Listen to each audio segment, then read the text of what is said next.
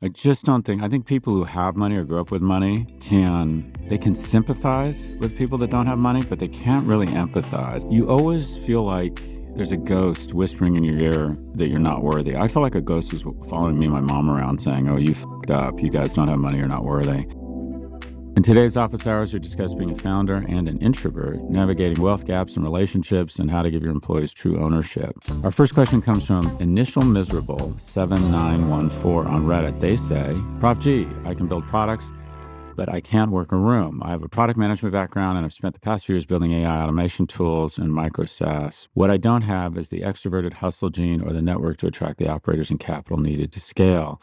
Is there a path forward for introverted builders who can execute but can't sell themselves, or does the startup ecosystem just filter us out by design? I keep thinking about how many viable products are dying, not because they're bad, but because the person who built them isn't wired to pitch, network, and evangelize 24/7. Is this a solvable inefficiency in the market, or just how it has to work? Yeah, I think in almost every tech company, there's sort of a tech genius or someone on the team who is deeply introverted and awkward. And I'm not saying you're awkward, but it sounds like you're an introvert. And that's why the majority of successful companies are founded by not one, but several people. So my first company that I started in my second year of business school was a company called Profit, which was a brand strategy firm still around. And my partner was a guy named Ian Chaplin. And Ian was a real, I think of myself as introverted in the sense that I have the skills to be social, especially if there's alcohol around. I'm even sometimes kind of likable or sort of amusing.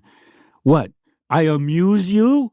Anyways, great line from Goodfellas. But I can do that. I can work a room. I can get clients. I can do it. It takes energy from me. And that's the definition of an introvert. It's not somebody who's not social, but someone who people sort of take energy from them instead of adding energy to them.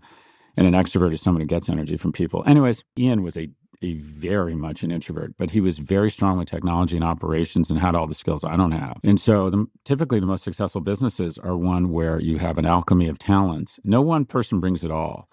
And so if you bring product management skills, especially in AI, my brother, you bring a lot to a team. You're actually the secret sauce. Whenever I've been in pitches to a VC firm or oftentimes I get asked to sit in on pitches. The VC will say, all right, who's the tech guy or gal here? Who's the secret sauce? And then they ask them a lot of questions. So it sounds like you need a front man or a front woman who understands, is more comfortable pressing the flesh and trying to raise capital. And you need that person to hire. You need that person for clients. And I keep saying this, agency in the greatness of others. Yeah, start a business, but just find a partner. And I have generally found I've started almost every business I've started with a partner or a core group of people. So again, 1 + 1 = 3 here, my brother. You bring a lot to the table. You just need to find your front man. Thanks for the question. Support for the show comes from Chime. If time is money, then using a clunky, outdated online banking platform could be costing you. Chime gets that. Chime isn't just another banking app. They're changing the way people bank. They unlock smarter banking for everyday people with products including MyPay, giving you access to up to $500 of your paycheck anytime and getting paid up to 2 days early. Forget overdraft fees, minimum balance fees, or monthly fees. Chime is built for you, not the 1%. With Chime, you can build your credit history stress-free with your own money thanks to the new Chime card. Chime is not just smarter banking, it's the most rewarding way to bank. Join the millions who are already banking fee-free today. It takes just a few minutes to sign up. Head to chime.com/Prof G. That's chime.com/Prof G. Chime is a financial technology company, not a bank. Banking services, a secured Chime Visa credit card, and MyPay line of credit provided by the Bancorp Bank N.A. or Stride Bank N.A. MyPay eligibility requirements apply, and credit limit ranges $20 to $500. Optional services and products may have fees or charges. See chime.com/fees info. Advertised annual percentage yield with Chime Plus status only. Otherwise, 1.00% APY applies. No min balance required. Chime card on-time payment history may have a positive impact on your credit score. Results may vary. See chime.com for details and applicable terms. Support for this show comes from LinkedIn. If you've ever hired for your small business, you know how important it is to find the right person. That's why LinkedIn Jobs is stepping things up with their new AI assistant, so you can feel confident you're finding top talent that you can't find anywhere else. And those great candidates you're looking for are already on LinkedIn. In fact, according to their data, employees hired through LinkedIn are 30% more likely to stick around for at least a year compared to those hired through the leading competitor. That's a big deal when every hire counts. With LinkedIn Jobs AI Assistant, you can skip confusing steps in recruiting jargon. It filters through applicants based on criteria you've set for your role and surfaces only the best matches so you're not stuck sorting through a mountain of resumes. LinkedIn Jobs AI Assistant can even suggest 25 great fit candidates daily so you can invite them to apply and keep things moving. Hire right the first time. Post your job for free at linkedin.com/prof, then promote it to use LinkedIn Jobs' new AI assistant, making it easier and faster to find top candidates. That's linkedin.com/prof to post your job for free. Terms and conditions apply. Question number 2. Hi, Scott. This is Matt from Boston. Similar to you, I grew up in a low-income, single-parent household and worked hard to make it to a top university on financial aid.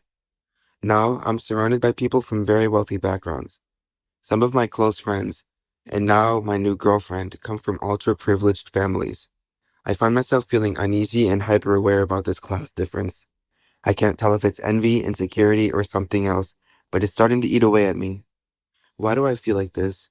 How do I manage this discomfort and stay grounded without letting resentment or self-pity creep in? It's a question for a licensed therapist, because if this feels like there's some sort of, I don't know, insecurity or trauma or blockage that you need to work through, but that's not going to stop me from talking about me as a means of giving you advice. But I do think it sounds like you could benefit from therapy to kind of explore this issue. I share the same sentiment as you. I don't like rich kids. I have a bias against them. And I don't know if it's because I'm jealous or it's deferred anger from not having money. And that is, I think people who have money or grew up with money they can sympathize with people that don't have money, but they can't really empathize. I just don't think people, and the story I tell is when I didn't get into UCLA, I'm like, I'm not going to college because I needed to live at home. I couldn't afford to go somewhere else. And as I've said several times, I ended up getting in on appeal.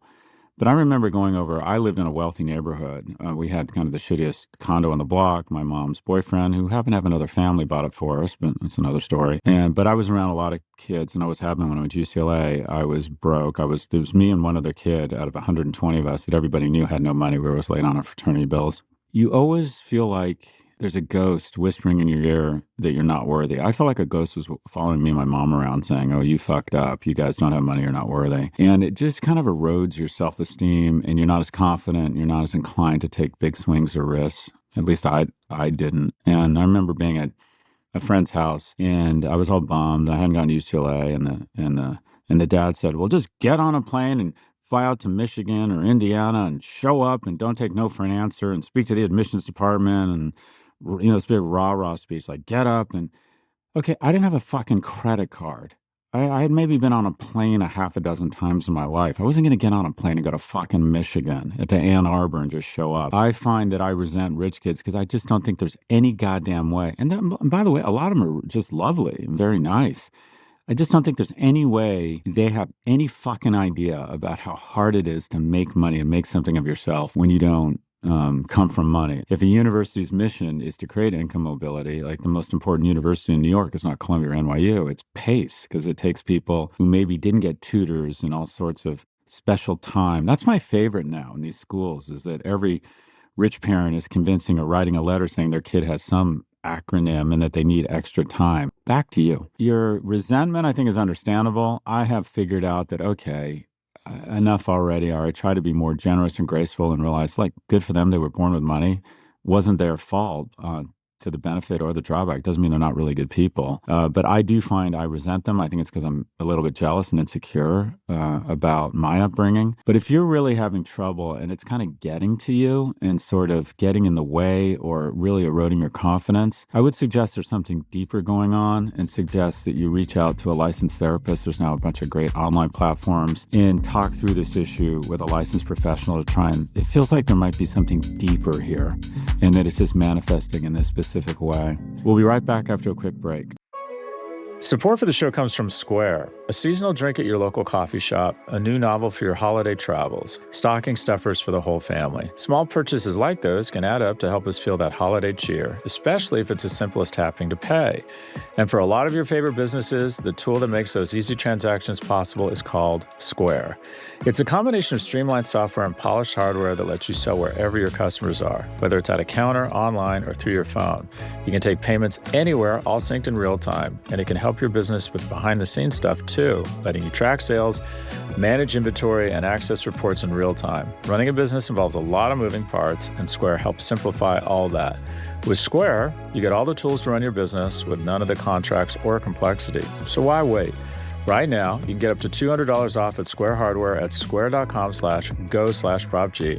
That's SQUARE.com/go/Prof go/Prof G. Run your business smarter with Square. Get started today. Welcome back onto our final question. Hey, Prof G. My name is Ira, calling in from Powell River, British Columbia, Canada. So I'm the co-founder of a marketing agency that was launched 5 years ago. We're focused on consulting for landscaping businesses across Canada and the US. I've been thinking a lot lately about your advice on the importance, particularly in the early growth stages of a company, of hiring and retaining great people and then getting out of their way. We recently hit a key milestone for our business of a profitable 1 million in annual recurring revenue. And in order to continue to scale, I know this is going to be critical to get right. You often say that if you want people to act like owners, you should make them owners. Do you have any advice on structuring ownership incentives for early employees?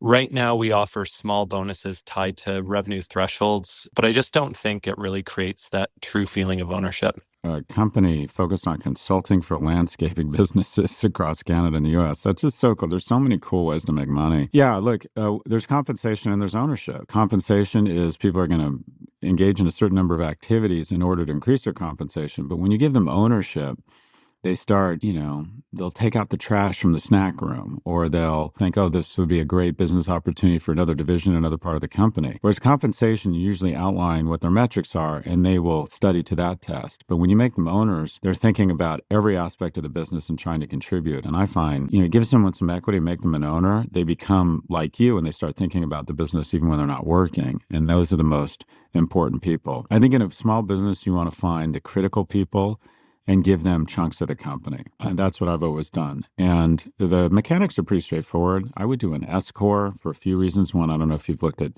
1202, but look at 1202. If you start a company, sell it 5 years later or more, the equity that you've held for longer than 5 years, if the company has an enterprise value of less than 50 million, which your company does, the first 10 million are tax-free. Actually, they've just increased it to 15 million. The best means of giving people ownership is usually through options on their equity, because then it's not a taxable event. If you give people equity, outright equity, it becomes a taxable event and they have to write a check.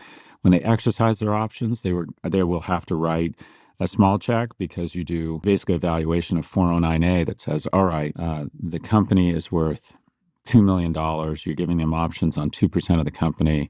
That's $40,000. And they're going to have to write a check for that, but they don't have to not until they exercise their options. Now, there's some other stuff. You want to exercise your options ideally a year or more before a liquidity event, because if you own it for longer than a year, you get long-term capital gains. But, individuals can figure that out with their own tax counsel. But essentially, awarding options is the most tax-efficient way to give people ownership. And I think that you identify those first 2 or 3 key employees, and that doesn't mean they're first. I was cycled through about 10 or 15 people to get to 2 or 3 key ones, and that's not pretty. But I think in a small business, it's fucking Vietnam. It's hand-to-hand combat. If someone's not adding a lot of value, you got to shed them and bring in someone else. But when you do find someone that's really outstanding, 1, you want to make them an owner. And 2, you want to outline your vision for the company around why that ownership will translate to real economic value. So at Prof G, I think we're going to continue to add voices. We're growing 20 or 30% a year. And by 2027, my guess is one of these traditional media companies or a new media company is going to panic and decide they want to be in the fastest growing ad-supported medium, which is podcasting, and will come in and likely acquire us. Now, none of us are going to get to go anywhere, because we'll probably have to sign up for 4 or 5 year employment contracts. But I go through, when we do an all hands, I outline the vision for this company. I have a track record of getting to exits, and then try to say, okay, if this happens, this will be really good for people. And this is why. So the ownership question is important. It can also be phantom ownership through RSUs, or, there's all sorts of ways to give people different types of ownership. But traditionally, it's just an S Corp. And then you give them options. So it's not a taxable event when you award it to them. And they believe that it's real ownership. Also, if you take an investment, I don't think it's a bad idea to try and do a secondary. What's a secondary? Say you want to raise $2 million and your round is oversubscribed, which is a good problem. Take and say raise 3 and take $1 million and buy people's shares. It's a chance for you to take some money off the table. And also, I do it proportionate. If I sell 10% of my stock to take some money off the table in a financing round, I'll let everyone else sell 10% of their holdings. There's something very powerful about when those options turn into money to really get people's greed glands going. Options structured with a lawyer. You can even do most of it on AI right now that gets people real ownership. And then just as importantly, outline the vision for the company such that they feel they have a piece of something run by someone who understands how to add value and is also looking for an exit, not looking to give it to their kids and there'll never be an exit. Congrats on your success, $1 million in recurring revenue. Just call it AI landscaping or something and go raise billions of dollars to buy chips. Anyways, best of luck to you. That's all for this episode. If you'd like to submit a question, please email a voice recording to officehours@profgmedia.com. That's officehours@profgmedia.com. Or if you prefer to ask on Reddit, just post your question on the Scott Galloway subreddit, and we just might feature it in an upcoming episode.